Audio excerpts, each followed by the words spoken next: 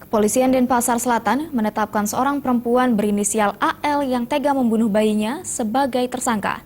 Setelah menjalani pemeriksaan beberapa hari di rumah sakit, tersangka mendekam di balik terali besi Polsek Denpasar Selatan sembari menunggu hasil pemberkasan tes kejiwaan dan psikologi.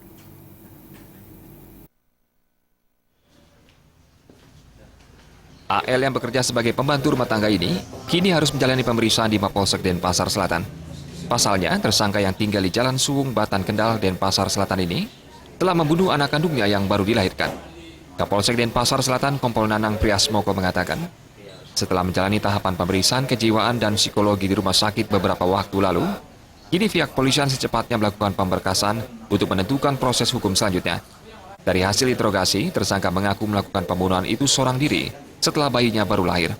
Tersangka mengaku malu dan takut kepada keluarganya karena pacar tersangka tidak bertanggung jawab. Hari Jumat, 1 minggu setelah hari Jumat kejadian, kita amankan di Polsek, kita periksa.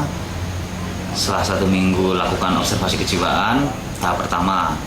Setelah itu, saat ini baru selesai kemarin, kita lakukan observasi tahap kedua, yaitu tes psikologi.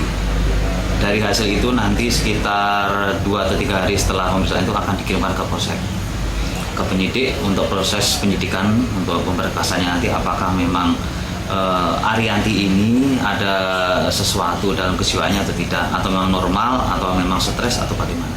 Tersangka melakukan tunggal dia sendiri. Dia melakukan pembunuhan itu karena motivasi penyebabnya teringat oleh pacarnya, benci, satu yang menyebabkan dia membunuh. Yang kedua, tidak ada yang merawat. Yang ketiga, dia malu pada keluarganya sehingga terjadi pembunuhan bayinya tersebut. Kapolsek menegaskan jika dalam pemeriksaan kejiwaan dan psikologi tersangka dalam keadaan sehat, tersangka akan dikenakan pasal berlapis, yakni Undang-Undang Perlindungan Anak pasal 80 ayat 3 dan 4, serta Undang-Undang Nomor 35 Tahun 2014 dan atau pasal 338 KUHP dengan ancaman maksimal 15 tahun penjara. Kadek Suantara, Bali TV.